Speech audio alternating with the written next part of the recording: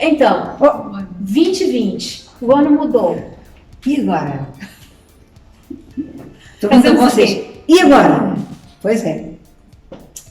Vai manter o ano, vou manter as minhas ações, vou manter os meus pensamentos, vou manter as minhas emoções, vou manter tudo igual?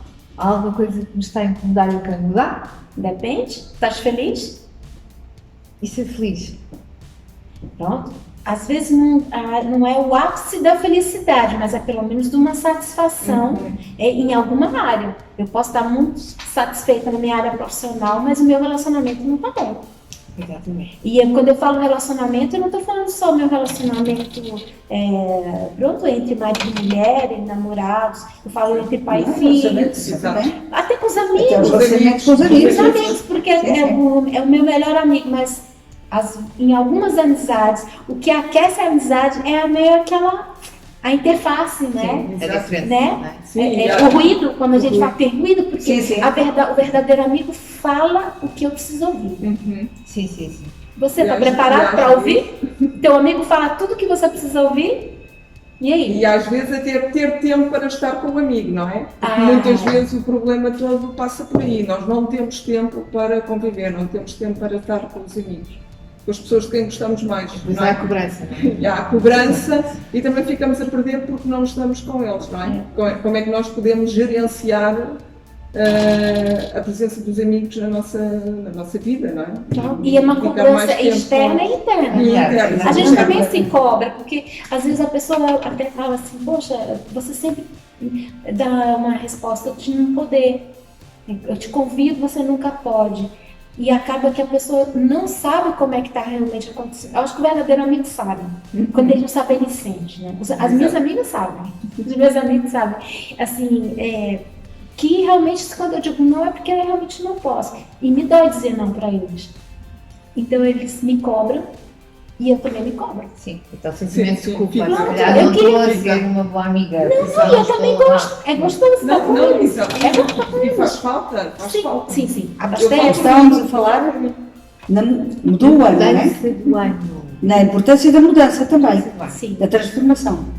Ok? O ano muda, as nossas atitudes mudam, os nossos comportamentos mudam, vamos repeti-los, vamos mudar. O que é que queremos mudar? Existe essa clareza para mudar? Muitas coisas. Sandra, eu estou-me a recordar que tu tens uma história fantástica a propósito disto. Queres contar? Tenho uma história. Aliás, antes de nós começarmos esta gravação, eu estava a partilhar aqui uma história com as minhas amigas e companheiras de jornada, que é um conto que ilustra bem, é uma metáfora, no fundo, para a vida e para as nossas dores. Então, este conto baseia-se num viajante que está a viajar pelo Texas e para numa bomba de gasolina. Estou a imaginar aquelas bombas que nós vemos nos filmes de estrada, não é? Em que não, completamente vazia e que O carro também é aquele carro Cadillac, tudo sobre ele. sim, muito calor, não é? Todos vamos. Estás a visualizar, ok. E o dono do posto de gasolina está com um fato de macaco. Estou a imaginar um fato de macaco, daqueles de ganga, de lá texano mesmo, sentado a ler o jornal, e ao lado dele está um cão deitado numa tábua e está a gemer. O cão está a gemer. O viajante para abastecer e o dono do posto vem ajudá-lo a colocar a gasolina. E o viajante está incomodado com o gemer do cão e pergunta ao senhor: o seu cão está ali a gemer, coitado, o que é que se passa com o cão? E ele, com muita calma, com aquele sotaque texano, diz que ele está a gemer porque está deitado numa tábua que tem um prego. E ele está deitado sobre o prego. E o viajante está deitado sobre o prego e está magoado. E ele responde: o prego não o deve estar a magoar o suficiente, porque se estivesse a magoá-lo o suficiente, ele já tinha saído dali.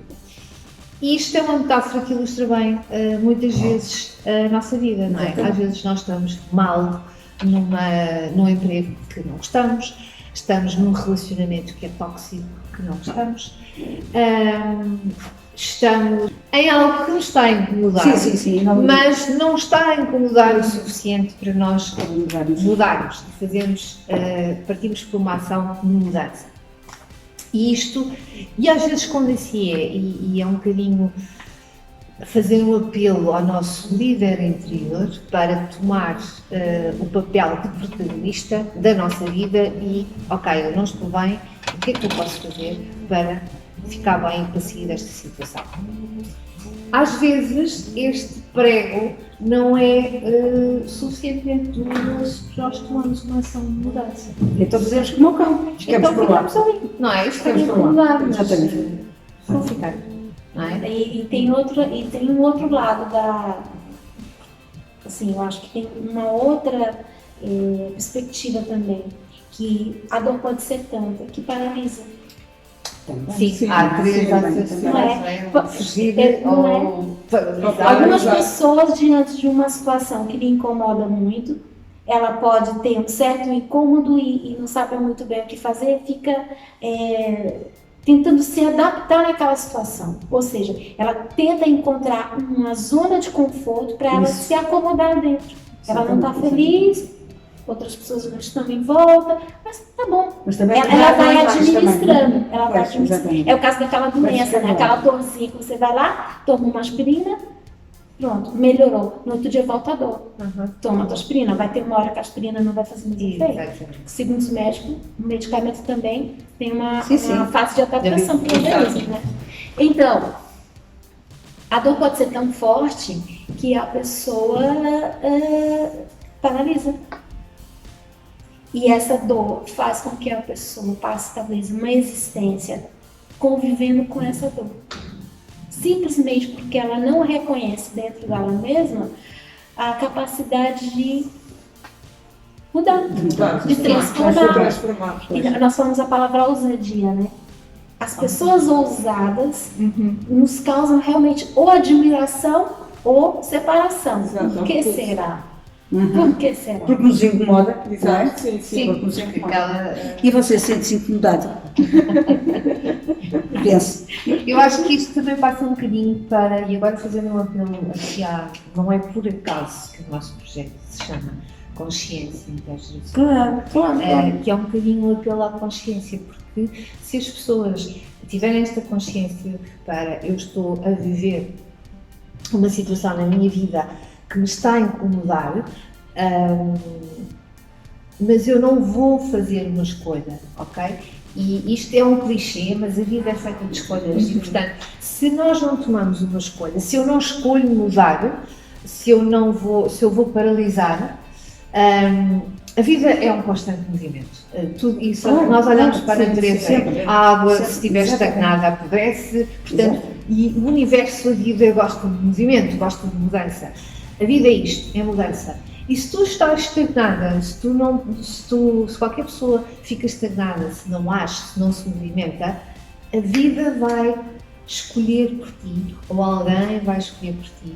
E normalmente, quando a escolha não é nossa, quando nós não apelamos ao nosso líder para tomar essa escolha, alguém o vai fazer e normalmente não corre bem. E não corre bem. Porque Não foi escolha nossa. É muito bacana esse exemplo da água subir, porque a pessoa se afoga.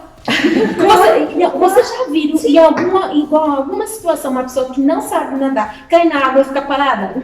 Não, ela se Exatamente, luta. porque é a sobrevivência. Exatamente. Aí Aí tem que mudar. É verdade. Será que a gente tem que esperar o momento de um afogamento para a gente tomar atitude? Sim. Muda o ano, pronto, os minutos estão crescendo, os mais velhos estão entrando para a reforma, e você está ali parado, observando, e a dor, a água está subindo, está subindo. Mas isto, e fazendo agora um bocadinho a ponte para esta história do prego, não é? Quando nós temos pregos na nossa vida e não fazemos nada sobre isso, portanto, como o cãozinho que ficou lá, Deixamos de estar.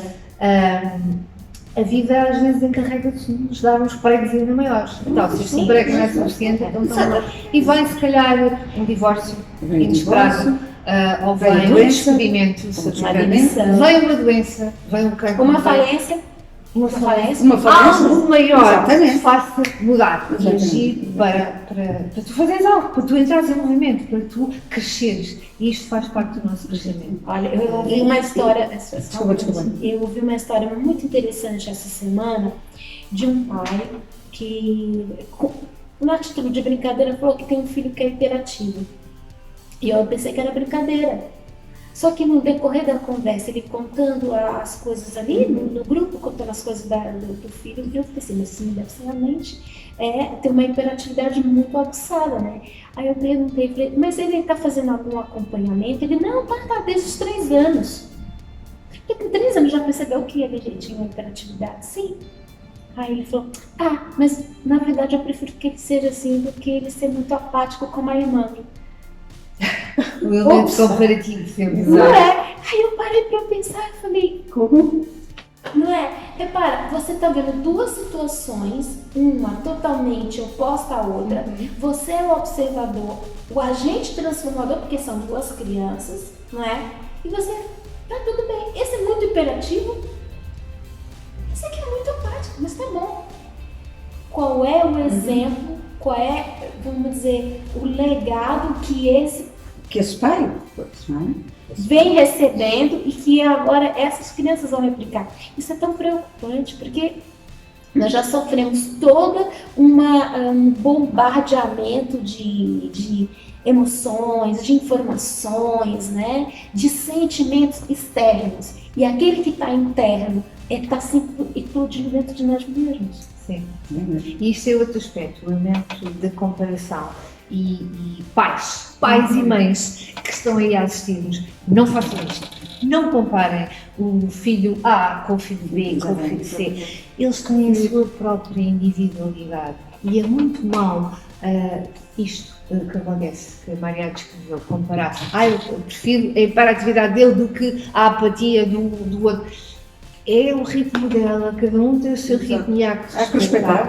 E as crianças depois crescem com isto, tornam-se inseguras, porque o pai dizia que eu devia ser como o meu irmão e eu não sou como o meu irmão, e há aquela insegurança, há aquela falta de autoestima.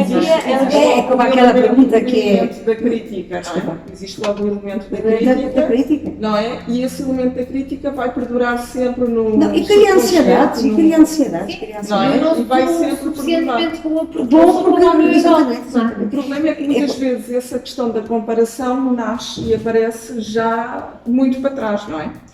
Já era essa pergunta que eu queria te fazer, se nós temos até registro na história, não é? Portanto, essas comparações já o pai faz em relação aos filhos, mas muito provavelmente já o avô fez em relação ao pai. Ora bem, e portanto, e as gerações todas para trás. Exatamente. E portanto, às vezes é muito.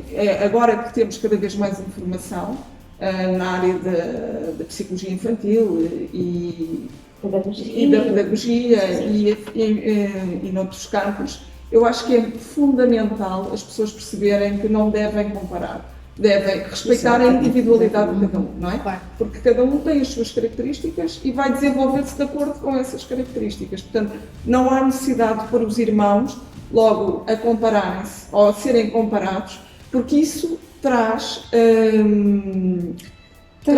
ansiedade, traz inseguranças, traz mágoas. Mágoas que ficam até muito tardiamente, muito baixa autoestima e muito tardiamente nas pessoas. Eu conheço casos de pessoas com 40 anos para cima que viveram essas situações, sempre a serem comparadas, porque uma era mais, digamos, aquilo que se chama despassarada, não é? Que era mais despassarada ou mais imaginativa, e a outra irmã tinha um sentido mais prático, não é? E então, a mais imaginativa era a mais velha e aquela que tinha um sentido mais prático, de concretização, e aquilo que se poderia chamar mais responsável era a mais nova. E então a mãe sempre delegou toda a responsabilidade na filha mais nova. naquela que ela entendia que era mais responsável e mais próxima da própria mãe. E então isso hoje causa danos na filha mais velha. E portanto a filha mais velha sente isso na pele e não se sente inserida na própria família. Sente que foi excluída. E portanto nós temos que ter muito cuidado em relação àquilo que são as comparações, porque este tipo de comportamentos depois vai se prolongar. Fica nas pessoas. Este efeito Chega a ter muito tardiamente e depois é, como dizem, e bem os brasileiros, complicado. É uma palavra que usam muito e depois é continuado nas gerações futuras, mas traz mágoa. Traz sim. Sim, Traz dor, Então, traz com todas estas questões que nós agora temos posto e estamos a falar, o que é que nós vamos fazer? O que é que nós vamos fazer a todas as pessoas que estiverem connosco? Como é que as vamos provocar? exatamente. Pegando nestes exemplos, Como é que as vamos provocar? Sim, estamos a falar consigo. se foi uma pessoa, se passou por isto, por exemplo, desta experiência, eu acho que até a nossa geração é um bocadinho fruto disto, não é? Há a tendência natural que vem de trás de gerações de comparar. Porquê que tu não és como o teu irmão? Porquê que não és como a tua irmã? Estás a ficar igualzinho ao teu pai, ou estás a ficar igualzinho à tua mãe. Olha, vê o caso do teu primo. Os primos então, os primos é uma questão de uma comparação, até de beleza. Exato. Não é só de beleza, Também. não é só de competência, Também. de inteligência, de assertividade na profissão, é de beleza, é corporal. Pronto. Não posso falar, mas a pessoa é alta. Você nasceu com uma estatura menor. Você tem como ser comparado com aquela pessoa? Claro. Você só pode comparar coisas iguais. Exato. Exatamente iguais. Pessoas são sempre diferentes. E habilidades também. Atenção. E não tem que ser umas melhor que as outras. Sim. Não tem, está tudo bem, todas as pessoas têm. Há muito esta tendência de dividir, olha, tu és alta. Não, é o padrão, é o padrão, não é? E tu és fantástica, e eu que sou pequena, pá, nós somos inferiores porque somos mais pequenos. Não tem que haver esta divisão. Eles são altos, têm as competências, eles se calhar são ótimos jogadores de basquete, nós que somos baixas somos ótimos jogadores de hóquei, por exemplo. E está tudo bem, porque as pessoas encaixam-se nas suas competências e tudo é preciso. E tem que ser feito. É isto o fantástico da vida. Tem esta um exemplo muito bacana para a gente elucidar aqui, para quem está nos acompanhando, que é a própria equipa, né? O espírito de equipa, né? Ele nasce na primeira família, na nossa primeira infância. É verdade. Sim. Somos quando a criança, o pai ali tem 1, 2, ele, a esposa é o filho, já é uma equipe. Exato. Aí tem mais um, aí às vezes tem um gato, um cachorro, tem não sei o quê, tem os primos, tem não sei o quê, já começa essa equipe vai se tratar. A forma como você se comporta dentro dessa primeira equipe, muito provavelmente vai replicar alguns aspectos na sua vida, na sua equipe externa, no seu trabalho, na sua carreira, nos seus negócios. Isso é muito importante. Às vezes a coisa é tão simples de ser resolvida e a gente não consegue olhar. Por quê? Nós temos uma dificuldade de olhar para dentro. Autoconhecimento passa por essas questões de uma forma assertiva, objetiva. Como foi a sua primeira equipe? Gestão de equipe, por exemplo, eu trabalho bastante com isso, eu fico vendo. Repara, a pessoa é um excelente técnico, estivemos até falando essa semana sobre isso, um conhecimento técnico da sua carreira espetacular, mas precisa de uma equipe para levar um resultado. O que acontece? Não sabe gerir pessoas. Exatamente. Se não sabe gerir pessoas, muito provavelmente a sua autogestão também está comprometida. Isso incomoda? Você acha que incomoda? Você acha que você poderia estar assumindo a liderança de um projeto? Você seria um líder político? Você seria um empresário de sucesso? o que foi que aconteceu no meio do caminho, com todas as inteligências e competências que você tem. O que aconteceu no meio do caminho que te tirou essa possibilidade? Essa é uma reflexão. Começo do ano, nós temos essa reflexão. E o que é que vamos fazer com as pessoas? Porque o ano vai passando, os filhos vão crescer, as coisas estão acontecendo. E nós estamos ali lidando com essas mesmas emoções. E precisa. Olhar para frente e para trás. Exato. E se queres mudar, eu acho que a mensagem que nós queremos deixar aqui hoje é isso. Se está a passar por isto, ou se já passou por isto, se foi alvo de comparação lá atrás na família, se como a Maria acabou de dizer, se está a ter estes desafios como líder no seu trabalho, é possível mudar isto. É possível tomar o papel de protagonista da sua vida pessoal, profissional, naquilo que quiser, utilizando as ferramentas necessárias para esse efeito. E é isso que nós propomos no dia 18, oferecer essas ferramentas, essa caixinha de ferramentas para fazer depois no dia a dia consigam para, no fundo, retirar isso que foi colocado aí, seja essa mágoa, seja essas inseguranças, É um obstáculo, não é? É um desafio a ser ultrapassado, não é? Ultrapassado. O que nós propomos é isto mesmo, é limar aqui estas arestas, desbloquear, eliminar obstáculos que estejam a impedir de alcançar aquilo que realmente vai fazer a diferença neste ano. Então, à semelhança do que temos vindo a falar, e vocês falaram muito no vossa anterior conversa, Maria e Ana, em que falavam dessas competências, nessa parte da educação diferenciada, de acordo com o perfil de cada pessoa. Então, amanhã, dia 15, não é? É o último dia. É o último dia para fazer a inscrição com um preço especial. Portanto, apressem-se. Não sei se alguma de vós tem mais alguma coisa a acrescentar. Eu tenho. Só uma abordagem que eu acho interessante. Aquela história do prego que nós começamos a conversar, né? É uma das desculpas que nós usamos normalmente quando nós estamos bloqueados para dar um passo à frente, ou seja, para ter uma atitude diferenciada que pode transformar a minha vida, talvez a vida da minha família, da minha empresa, dos meus negócios. Essas conversinhas internas. A pergunta que eu quero deixar para você: qual é a conversa interna que está vindo? Qual é a voz que está te falando, que te bloqueia? Eu não tenho tempo, como a Sandra falou logo no começo. Eu não tenho tempo. Eu não tenho tempo. O outro fala: mas ninguém me apoia. Não tem ninguém para ficar com as crianças. Eu não tenho dinheiro, não está previsto, não fiz uma previsão, nunca tive jeito para fazer certas coisas.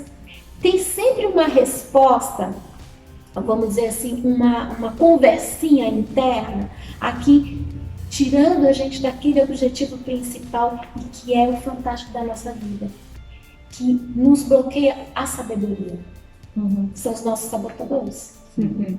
A gente já conversou sobre esses sabotadores algumas vezes. Será que são os sabotadores ou você é o próprio sabotador? A voz é a sua, você é o próprio sabotador. Então tem que ter claro no dia 18.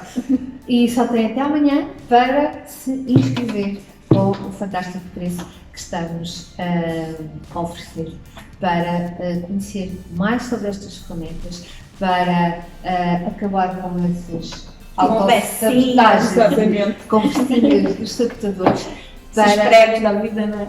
Exatamente. Tirar essas espreitas. Atitude positiva mesmo. É mesmo. 2020, como diz a Ana. 2020. Atitude Top 20. 2 vezes. Fantástico. Liderança Positiva 2.0, dia 18, não faltem, em Algés, às 15, esperamos que vocês lá.